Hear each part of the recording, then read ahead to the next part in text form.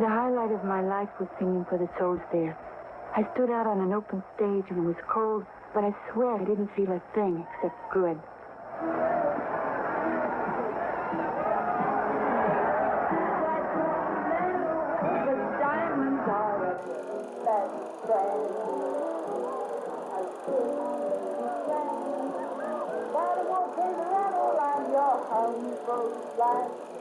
It was February 1954, at a lull of the USA's involvement in the Korean War. Taking a break from her honeymoon with Yankees baseball legend Joe DiMaggio, Hollywood actress Marilyn Monroe performs for around 60,000 U.S. Marines over 4 days. She sings, "Diamonds Are a Girl's Best Friend," in a tight sequined dress. It was the image of America's post-war economic and consumerist boom. A star in the true meaning of the word. A burst of blinding light, dazzling and radiant, melting all those who came too close. And before you know it, once again dispersed into the cosmos.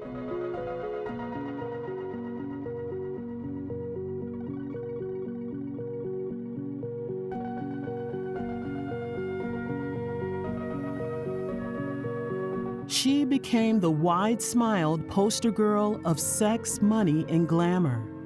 A true story of the American dream, a rags-to-riches fairy tale of transformation.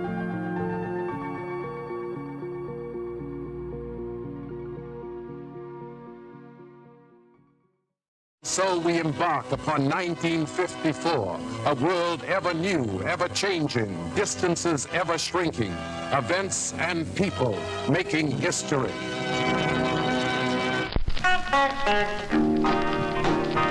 Have you ever met Miss Lindy?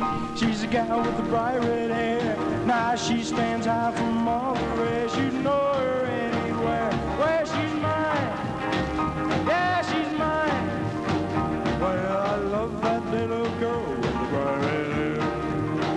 Well, Miss Lindy, my Miss Lindy. Well, I love that little girl with the bright red hair. Have you ever seen Miss Lindy? She likes to dance all day, and when she does rock and roll, it takes your breath away. Well, she's mine. Yeah, she's mine. Well, I love that. American society in the 1950s is marked by the post-World War II boom.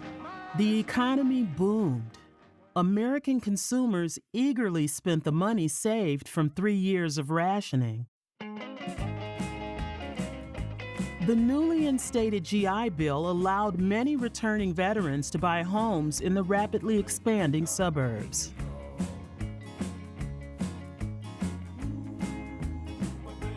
New home buyers filled their homes with revolutionary household appliances.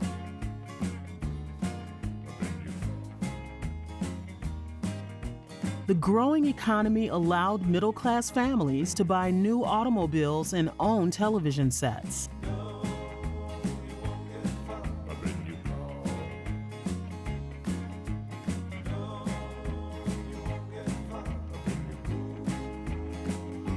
A baby boom followed the new nuclear family bliss, which recorded 4 million births each and every year.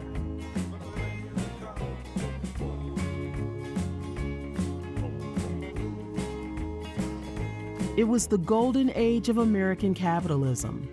Economic recovery after the war and the Great Depression that preceded it relied heavily on a culture of mass consumption.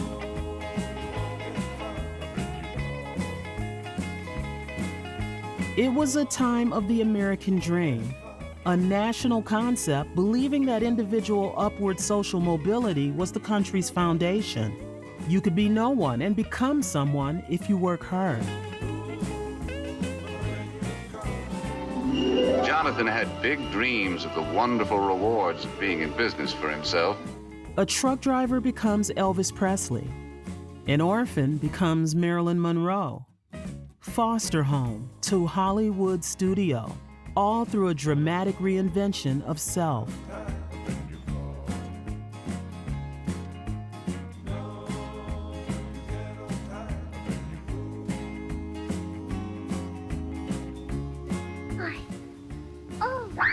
My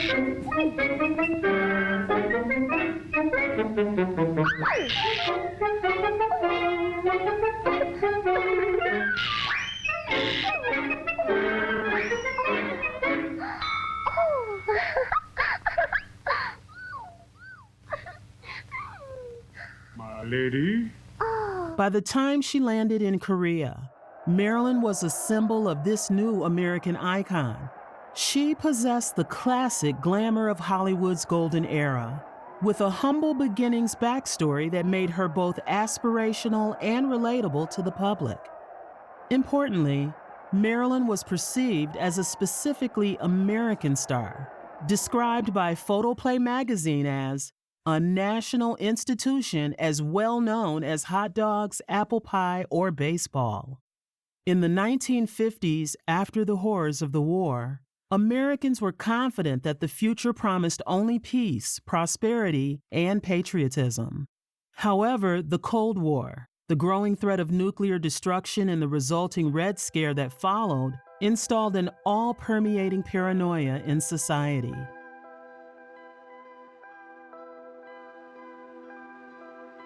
Inequalities in race, gender, and sexuality would also begin to spark tensions as the decade continued. Throughout Marilyn's life in the spotlight, she can represent both the rise and fall of the mid-century American dream, revealing the intrinsic relationship between Hollywood film stars and the dominant ideologies of their time. 4, 3, 2, 1.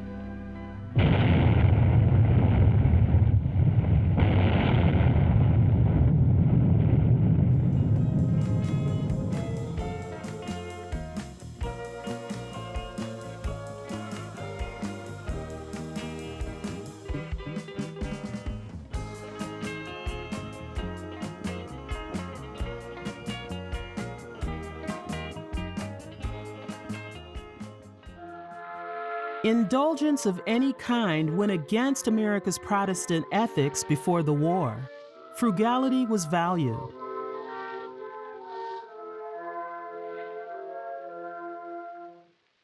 It was during these times that Norma Jean Mortensen was born in California on the 1st of June, 1926. The contrasting backdrops of the Great Depression and the burgeoning prosperity of the Los Angeles film industry influenced her early life.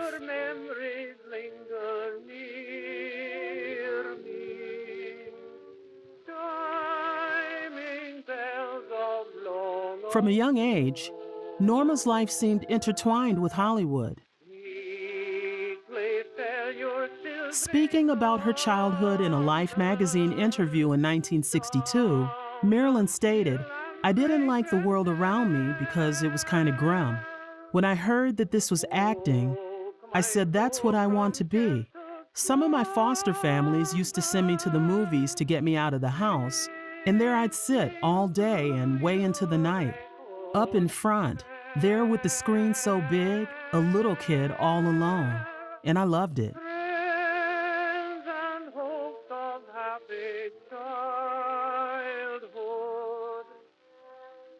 Norma didn't know her father. Her mother, Gladys Pearl Baker, worked as a film negative cutter at Consolidated Film Industries.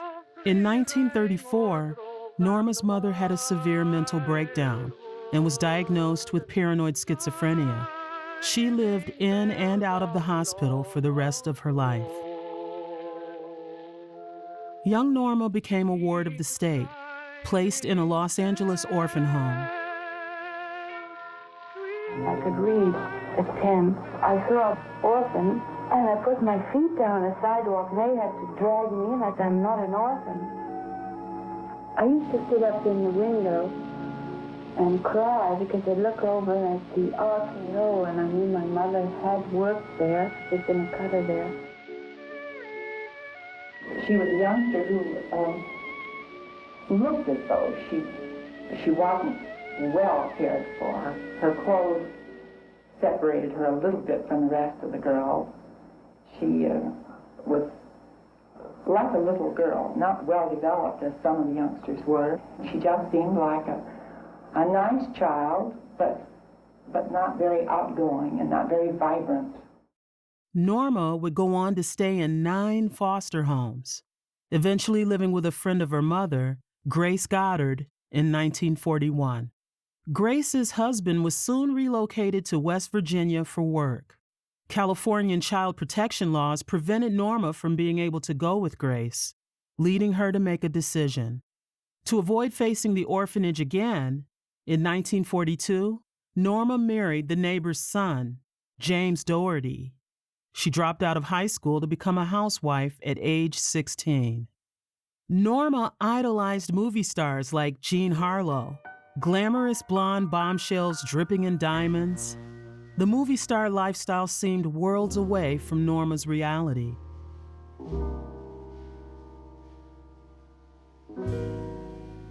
Raised on the same land as the Californian gold rush, maybe it was in Norma's blood to know how much things could change and how fast this could happen. The mythic American dream taught her that her country was the land of opportunity, and Norma knew she wanted ever so badly to escape her predestined origins of poverty and madness. In April 1944, James was shipped out to the Pacific with the Marines and remained there for the next 2 years. Norma moved in with her in-laws. Like many other women in the 1940s, Norma found independence through her contribution to the war effort. She worked as a technician for Radioplane, an American aviation company. In late 1944, Norma met photographer David Conover, who had been sent to take morale-boosting pictures of female workers. This encounter led Norma to pursue modeling full-time. Against her husband's wishes, she signed with Blue Book Model Agency in 1945. She divorced James Doherty the following year. Norma Jean looked like the girl next door, and I thought I could make her into something quite marketable in a short length of time. She was very beautiful in a clean-cut, American, wholesome way. We taught her photographic modeling, how to pose, how to handle your body, smile. She was always trying to lower her smile because she smiled too high, and that made her nose a little long. She had a different kind of knees than other girls. She couldn't just relax her knees and walk smoothly, but every time she'd take a step, her knees would go all the way back and make her bounce.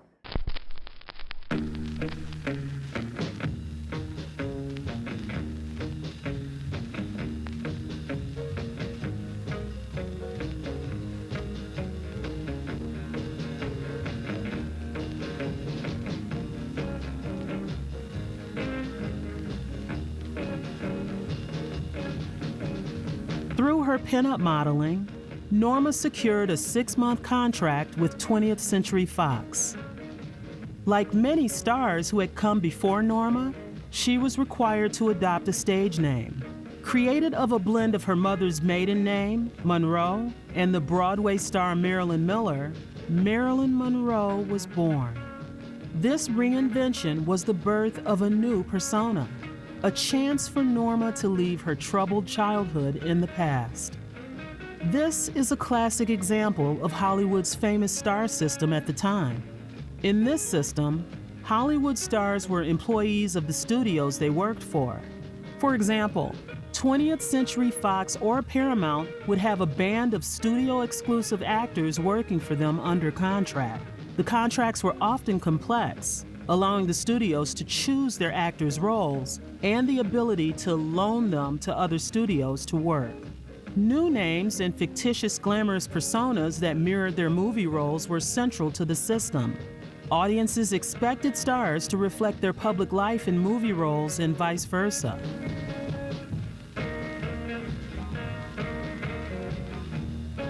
At 20th Century Fox, the newly christened Marilyn Monroe had small parts in the films Dangerous Years and Scudda Hoo, Scudda Hey. Am I going to see you later? I'm not too tired. But Evie, I thought we had a date. Look, this tray weighs a ton. Marilyn's contract was not renewed in 1947 due to being seen as too shy and insecure to have a future in acting. I didn't have an opportunity to do anything, actually, during the year that I was there at 20th Century Fox the first time, except one part in Scudda Who Scudda Hey, and I was cut out of it. And then they dropped me. She was thought of as a joke by many people. And I think this hurt her very deeply because she was very serious. Marilyn persisted, signing to Columbia in 1948, where she starred in the low-budget musical Ladies of the Chorus. He asked me, how come a baby doll has no comfy place to go? So I told that kindly gentleman my tale of woe. Every baby needs a daddy to keep her worry-free. Her signing to Columbia also signifies the beginning of Marilyn's physical transformation. Her platinum bleach blonde hair now mirrored her childhood idol, Jean Harlow. As orphan Norma Jean began to slip from memory, Marilyn Monroe, the movie star, was only just arriving to define the decade of the 1950s. Anyone can see I care. The way I hold your hand and smile in your direction tells the world my heart is filled with nothing but affection. Lock me in your arms forever. That's a place I want to be. So anyone can see that I belong to you and you belong to me.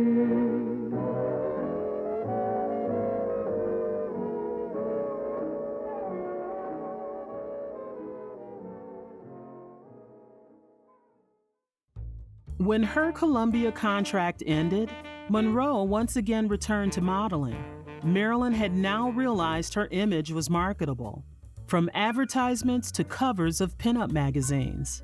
In 1949, she posed for an infamous nude calendar. Teetering on the edge of show business, these jobs were necessary for Marilyn to scrape by. This is the first car I ever owned. I call her Cynthia. She's going to have the best care a car ever had. Put Royal Triton in Cynthia's little tummy. Right, lady. Cynthia will just love that Royal Triton. Marilyn began to land her first critically acclaimed roles in 1950, for example, in John Mankiewicz's All About Eve. Why do they always look like unhappy rabbits? Because that's what they are. I'm going to make him happier. And John Huston's The Asphalt Jungle. What I said yesterday was... well, it wasn't exactly... I mean... it wasn't really the... Was it the truth? No, sir. I remember she impressed me more off the screen than she did on. There was something touching and appealing about her. And this, of course, is what people finally saw on the screen. What moved them. Signing her second contract in 1951 with 20th Century Fox, Marilyn had supporting roles in 3 moderately successful Fox comedies: As Young as You Feel, Love Nest, and Let's Make It Legal. Marilyn's performances started to have a running theme. They would exemplify stereotypes around blonde women. Similar to a lineage of platinum predecessors before Marilyn, the dumb blonde archetype appears to have lived in the collective consciousness since the dawn of time. It denotes a blonde woman with an excess of sex appeal that contrasts with her lack of intellectual power.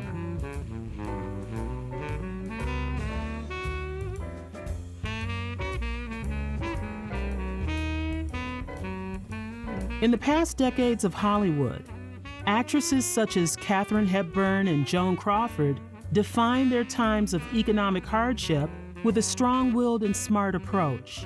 Similarly, Marilyn's approach to the character of the dumb blonde was emblematic of these new post-war times. Different to blondes before her, like Mae West, who was known for an overpowering sexuality, Marilyn seemed not even to be aware of the effect she was having.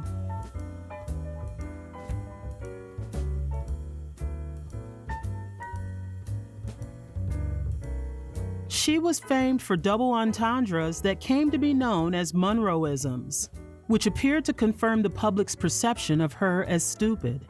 Her quick wit and literary awareness proved quite the opposite. The dumb blonde archetype seemed to be something the 1950s audience deeply desired, and Marilyn would play the part.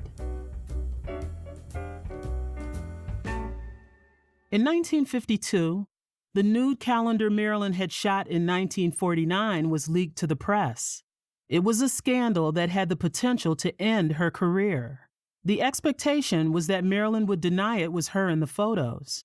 However, Marilyn charmed the public with her honesty surrounding the calendar. In an interview, she candidly explained that she was broke and needed the money. The calendar was instrumental in changing perceptions of women's embodied sexuality in the 1950s, but unfortunately, it also revealed exploitation beneath. The photos were featured in the first issue of Playboy magazine, in which Marilyn had neither given consent nor received payment. For $500, Hugh Hefner had bought the negatives of the nude 1949 photo shoot, for which Marilyn had been paid $50. Hefner would become a millionaire, while Marilyn never made another dime from the photos. In early 1952, Marilyn began her highly publicized romance with retired New York Yankee star Joe DiMaggio. They appeared to be the perfect couple.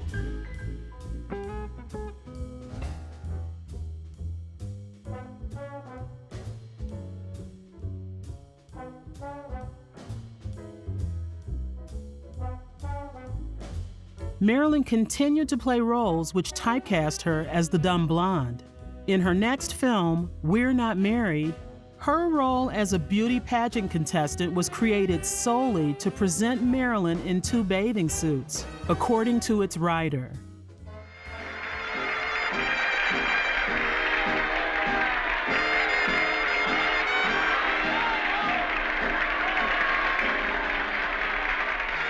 Yeah, hold this, will you?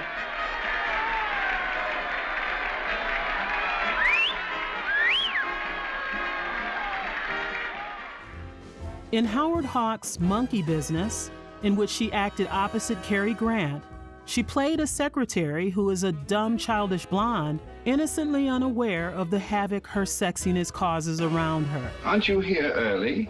Oh, yes. Mr. Oxley's been complaining about my punctuation, so I'm careful to get here before 9. Mr. Oxley's on the telephone. Won't you sit down? I'm glad we have a moment. I have something I want to show you. For instance? Isn't it wonderful? I beg your pardon? The new non-rip plastic stockings you invented.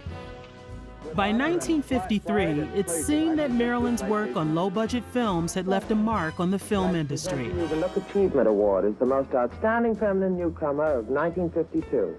Thank you, Lawrence. And as Best Young Box Office Personality, Miss Marilyn Monroe.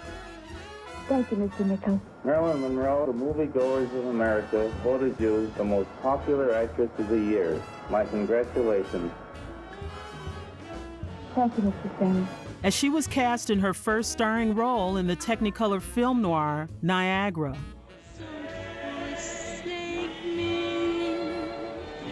Kiss me, hold me tight.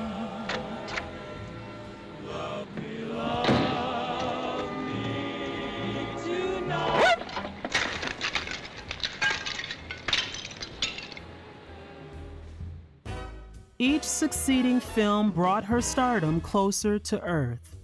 Her second film of 1953, Gentlemen Prefer Blondes, was one of the biggest box office successes of the year. Her role as the gold-digging showgirl Lorelei has become career-defining. The part and the songs featured seem to cement the Marilyn Monroe persona to the Around your audience. neck. You don't, lovey. It goes on your head.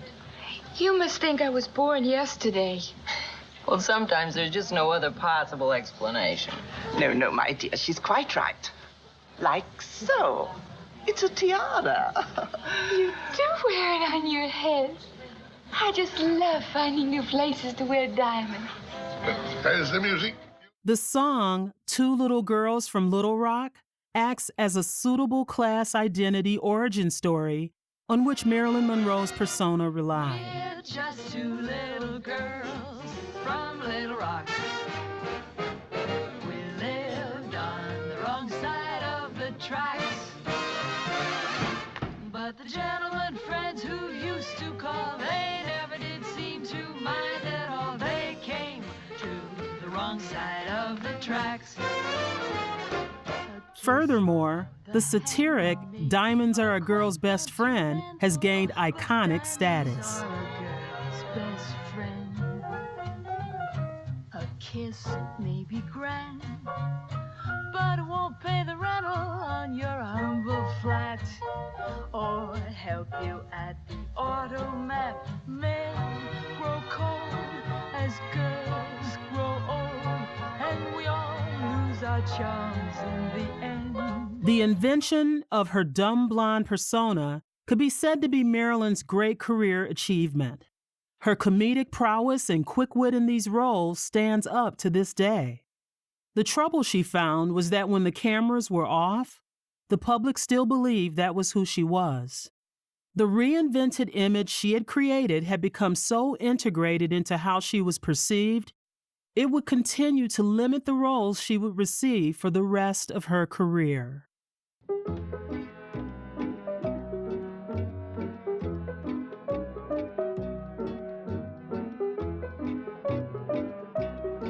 The construction of the performance of Marilyn Monroe up until the mid-50s had been the shining example of the American dream. Her reinvention from orphan to the most famous actress in America seemed proof that this long-standing mythology had a root in reality. Monroe also exerted a great deal of economic influence. As early as 1952, it was estimated that Marilyn's name on a movie increased the gross by at least $500,000. And by 1956, every film that was made without Marilyn earned at least $1 million less because her name was not on the marquee. Her image represented an all-American patriotism, singing for the U.S. soldiers with blonde hair and her lipstick, Coca-Cola Red. She was even cast for a cameo in a 1953 Cold War PSA, declassified in the 1995 documentary Trinity and Beyond. Action may prevent a minor incident from developing into a serious one. Avoid writing about classified material in letters home. Be sure you're secure. Don't be careless. I hate a careless man. However, as the decade progressed, the image and the dream started to fall apart for Marilyn in America's post-war utopia. It appeared that the American dream of the early 50s had started to collapse in on itself. A decade of promised peace and prosperity in America had begun to be dominated by the Cold War.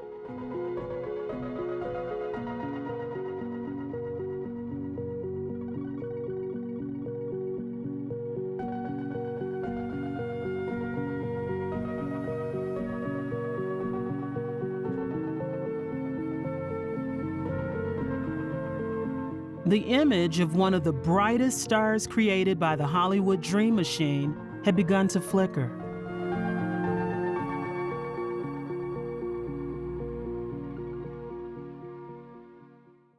Following her Korea trip, Marilyn began filming for Billy Wilder's The 7-Year Itch. Starring opposite Tom Ewell, Marilyn played a woman who became the object of her married neighbor's sexual fantasies. Ooh, do you feel the breeze from the subway? Isn't it delicious?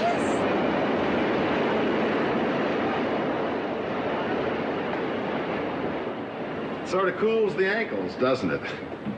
Well, what do you think would be fun to do now? I don't know. It's getting pretty late. Although the film was shot in Hollywood, The studio decided to generate publicity by filming the subway grate scene on site on Lexington Avenue in Manhattan. The shoot attracted nearly 2,000 spectators. Oh, I think it's terrific. Very nice. Some girl. I think it's very nice, but I'd rather it were me. I said, what has Marilyn Monroe got that a million other women have and prefer not to show? I think it's wonderful. I think it's wonderful, wonderful, wonderful. Well, it's pretty vulgar, if you ask me. The film has been said to have become a catalyst for the collapse of Marilyn's seemingly ideal marriage to Joe DiMaggio, due to his anger at the famous subway grate scene.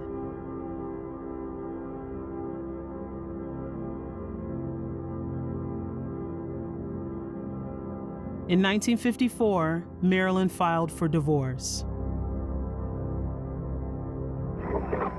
Miss Monroe will have nothing to say this morning.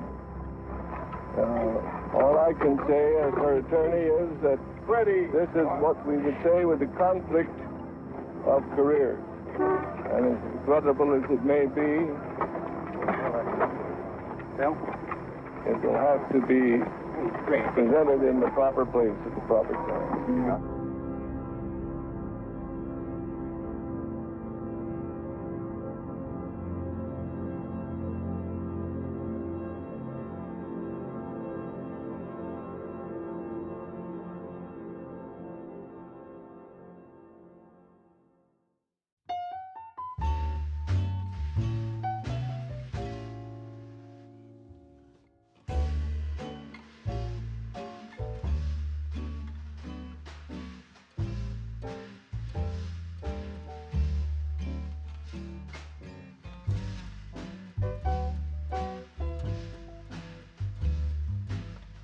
After filming The 7-Year Itch, Monroe moved eastwards.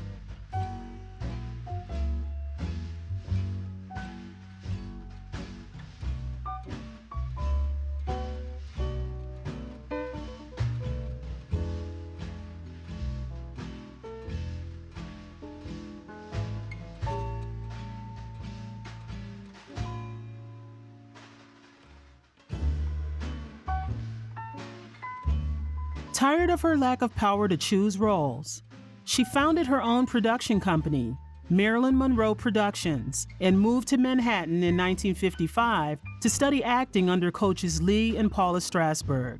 Marilyn always dreamt of being an actress. She didn't, by the way, dream of being a star. She dreamt of being an actress. And she had always lived somehow with that dream. And that is why, despite the fact that she became one of the unusual and outstanding stars of all time, she herself was never satisfied. When she came to New York, she began to perceive the possibilities of really accomplishing her dream of being an actress.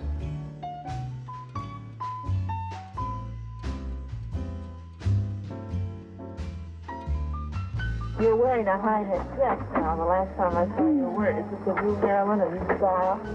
No, I'm the same person, but it's a different suit. In New York, Marilyn began dating acclaimed playwright Arthur Miller.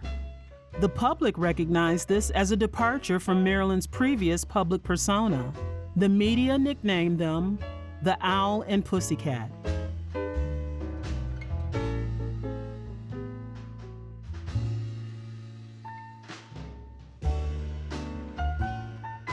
In 1956, Marilyn Monroe and Arthur Miller married. Miss Monroe, could you tell us what kind of a wedding you're going to have?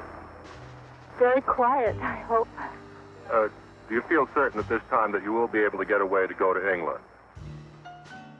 I feel certain I'm going to try awfully hard. In the event that you are not able to go, will Miss Monroe still go? Oh, sure. She's got to go. She's got a contract to go. Well, that means you may not have a honeymoon together then. I think we will. I hope so. The Cold War had become a part of American life. Anti-communist propaganda and witch hunts instilled a culture of deep paranoia. In the years following the war, media and culture exhibited general anxiety about the spread of the Soviet Union's communism. Public hysteria was coined the Red Scare.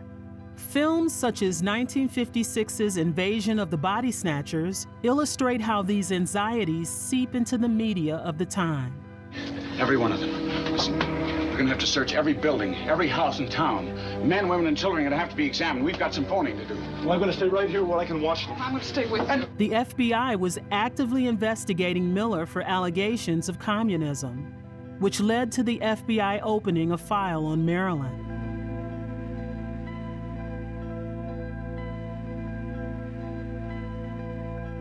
The same year, Senator McCarthy's House Un-American Activities Committee, HUAC, targeted Miller, who was threatened with jail time for refusing to name other suspected communists. During the HUAC hearings, Marilyn supported Miller despite intense pressure from her studio and other Hollywood bigwigs. Marilyn Monroe was seen as an entirely American creation. Her new elopement with a suspected communist was met with raised eyebrows.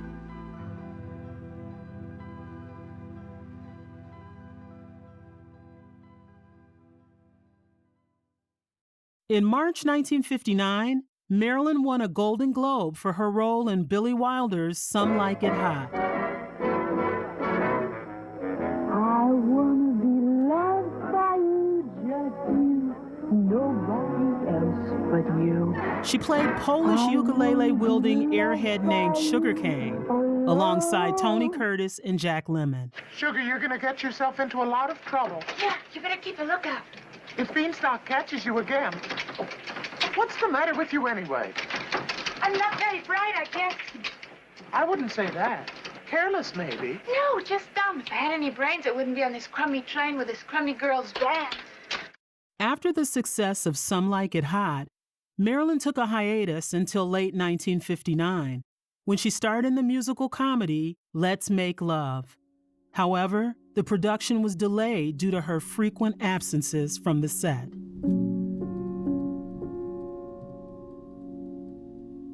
In the myth of the American dream, it would be thought that Marilyn had it all. However, she remained wounded by her difficult childhood. At the dawn of the 1960s, Marilyn's mental health declined rapidly. She suffered from insomnia, depression, anxiety, and a dangerous prescription drug and alcohol habit.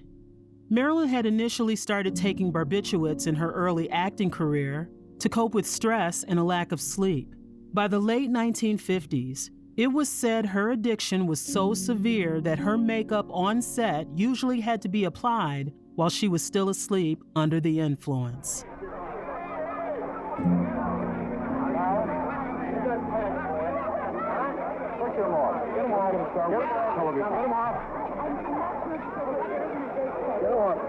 Would you do me a favor? Certainly. What is it? I may not be Dr. Freud or a male brother or one of those French upstairs girls, but could I take another crack at it?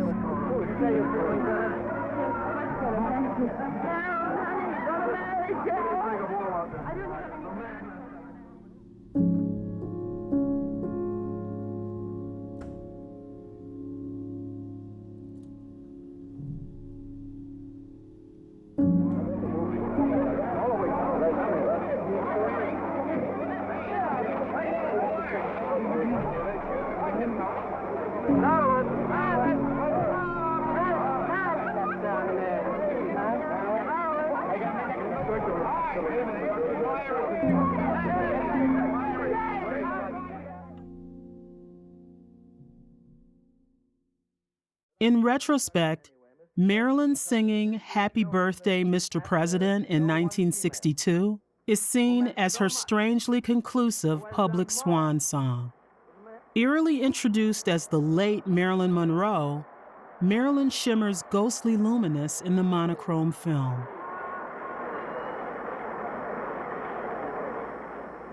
Mr. President, the late Marilyn Monroe.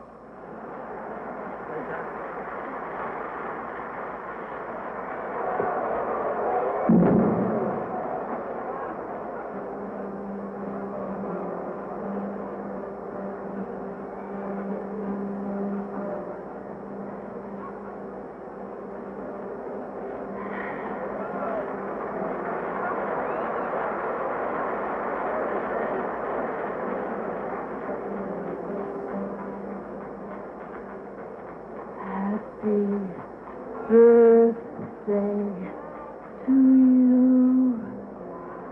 Happy birthday to you. Happy birthday, Mr. President. Happy birthday to you.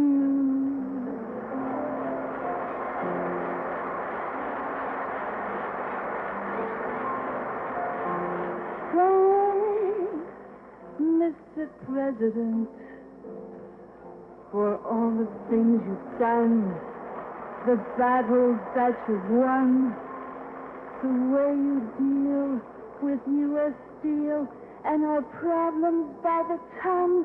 We thank you so much. Everybody, happy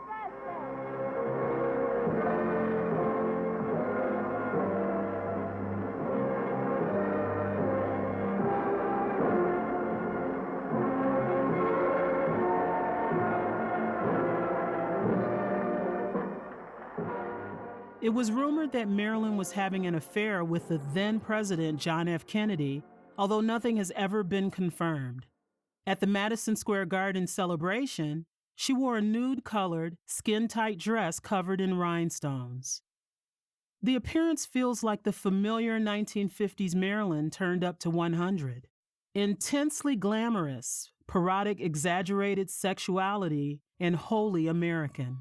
What was new was a sense of bubbling unease concerning her physical and mental health. The aspects that defined the constructed Marilyn Monroe appeared to be at a point of near implosion.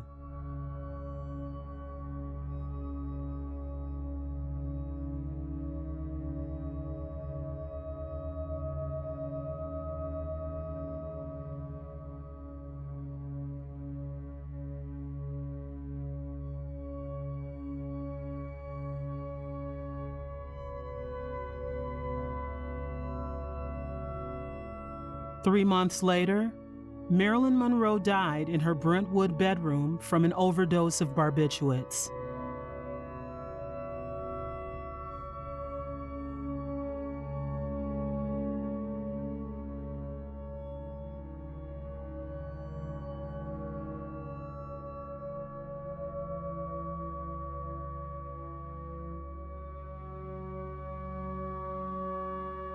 Marilyn's doctors stated that she had been prone to severe fears and frequent depressions, with abrupt and unpredictable mood changes, and had overdosed several times, possibly intentionally. Due to these statements, her death was ruled a probable suicide. Monroe has suffered from psychiatric disturbance for a long time. She had often expressed wishes to give up, to withdraw, and even to die. On more than one occasion in the past, when disappointed and depressed, she had made a suicide attempt using sedative drugs. On these occasions, she had called for help and had been rescued.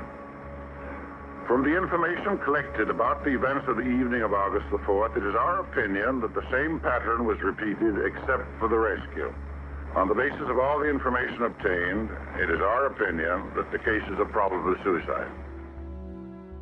The death of Marilyn Monroe signified a new truth about Western culture, and more specifically, the American dream.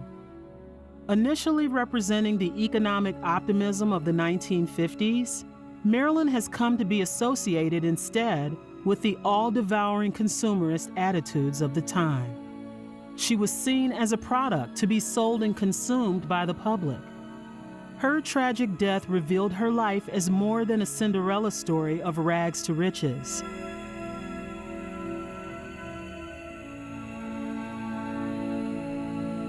As the reality of her success was that she still felt hopeless despite her transformation. The persona of Marilyn Monroe she had created through the Hollywood machine had ended up preventing people from viewing her as a real person. She had become the defining martyr of the decade.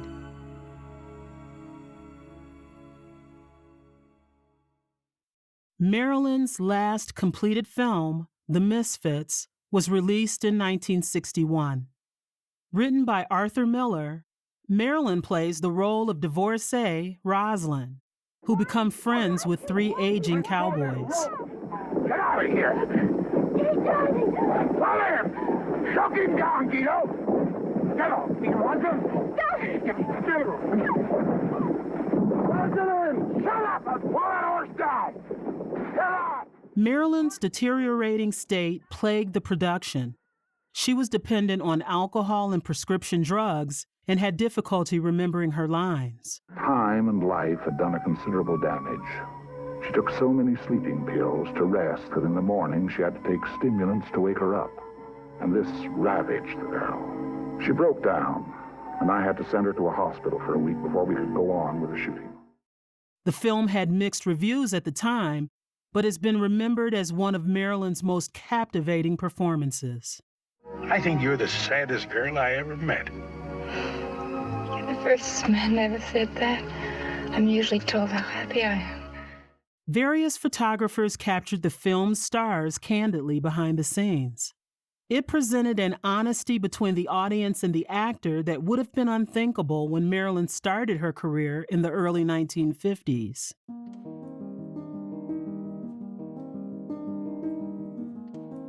It is a shortcut to remember Marilyn as a beautiful woman with a tragic life.